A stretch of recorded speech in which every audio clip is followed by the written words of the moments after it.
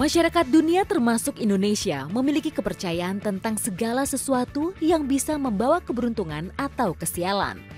Kepercayaan yang seringkali dikait-kaitkan dengan mitos atau tahyul ini kadang tak jelas asal-usulnya, namun diyakini turun-temurun hingga sekarang.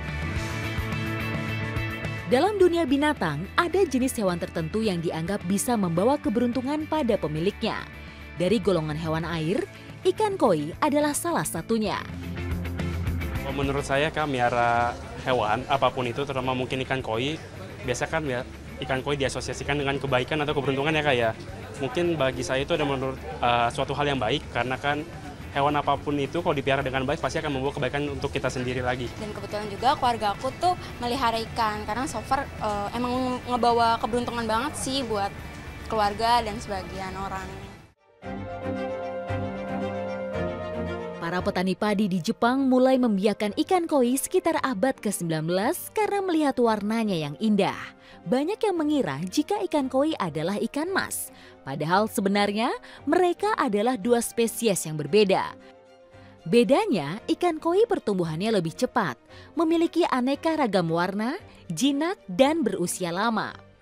Ikan koi bernama Hanako dari Jepang bahkan diyakini sebagai ikan koi tertua dengan umur 226 tahun. Alhasil, ikan yang menggemaskan ini dipercaya juga memiliki mitos sebagai ikan untuk memperpanjang umur. Kepopuleran memelihara ikan koi kemudian menyebar ke seluruh dunia. Apalagi memeliharanya tidak terlalu sulit dan mudah untuk dikembangbiakan. Harganya pun beragam, mulai dari puluhan ribu sampai miliaran rupiah. Beneran bawa hoki nih si ikan koi. Nah, sebenarnya koi ini apalagi yang berwarna emas itu simbolnya adalah simbol keberuntungan, hoki gitu loh. Karena kan kalau kita juga koin kan koin emas gitu semuanya. Jadi makanya orang cari juga suka warna emas itu. Bahkan kalau ada orange-nya pun orange menyerupai emas lah gitu. Jadi memang simbol hoki. Ikan koi mulai dikenal di Indonesia sekitar tahun 1991. Ketika itu dalam kunjungannya ke Indonesia, Kaisar Akihito dari Jepang memberikan puluhan ikan koi kepada Presiden Soeharto sebagai simbol persahabatan negara Jepang dan Indonesia. Uniknya, jenis ikan koi yang dibawa adalah hasil persilangan dengan ikan mas yang dibawa Kaisar Akihito saat berkunjung ke Bogor tahun 1962. Hasil persilangan ini disebut dengan kumpai. Ikan koi yang bentuknya mirip dengan ikan mas dengan cepat menjadi populer sebagai ikannya orang berduit. Ikan khas dari Asia Timur ini bahkan dianggap bukan ikan sembarangan karena jelmaan dari bidadari. Jadi saya kira hanya karena kedekatan ya, kebiasaan orang Jawa, di mana ada air terjun, di situ ada sungai, kedung, di situ ada ikan masnya. Sehingga barangkali ikan mas inilah yang dianggap menyerupai koi sekarang ini ya. Meskipun ikan mas lebih sederhana warnanya begitu. Tapi dianggap sebagai penjelmaan bidadari begitu. Jadi mitos ini dikaitkan dengan koi yang sekarang berkembang itu.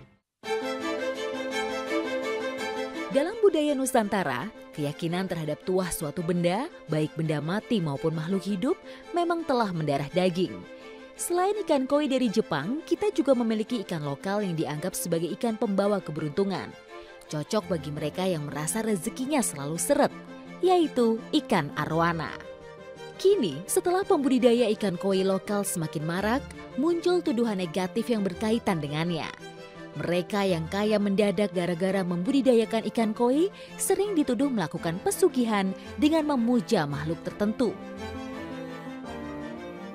Itu kan sebetulnya cara mengemas agar bisa dipercaya dan orang mau membeli kan, mau memelihara.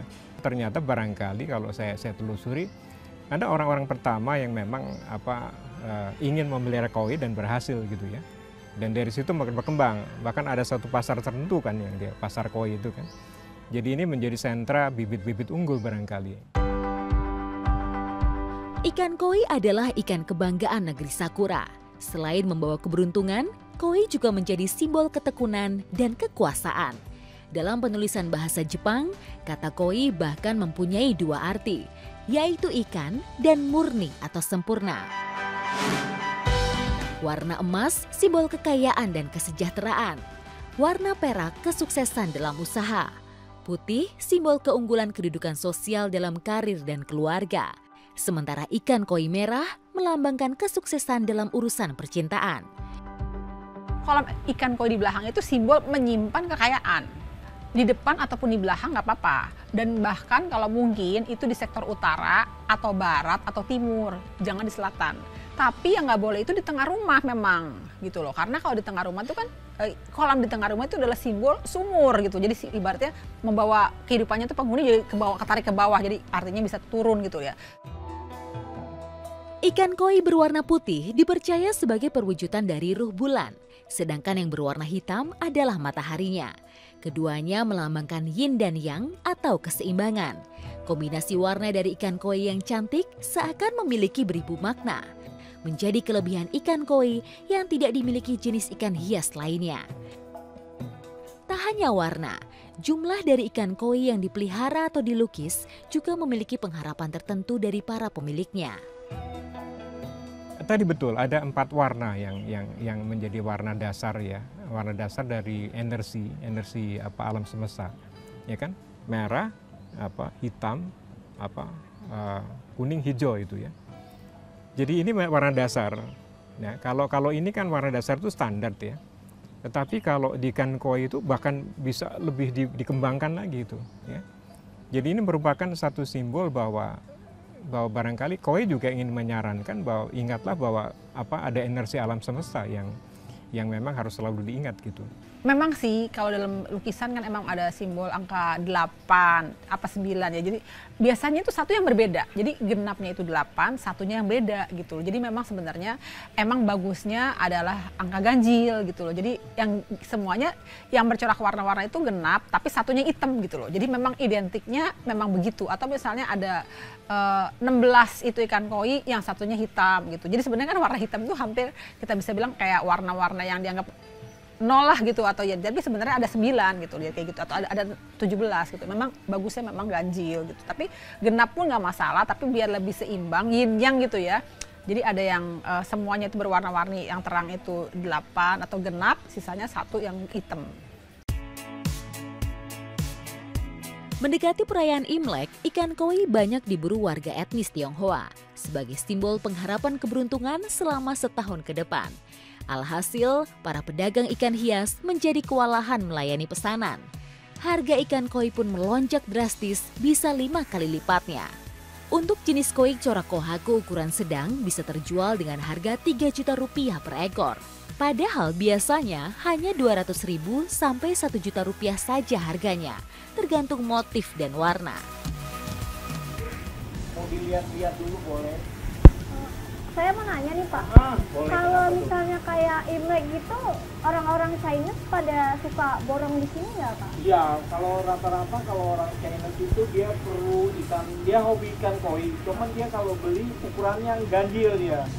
Ada yang di 7 ekor, 9 ekor dia pasti cari yang ganjil dia kalau di ikan dia.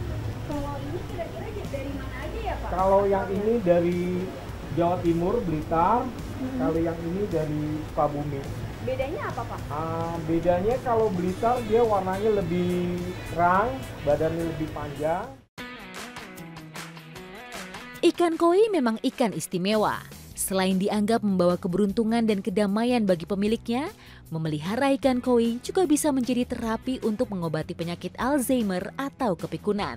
Bagaimana? Tertarik memelihara ikan koi?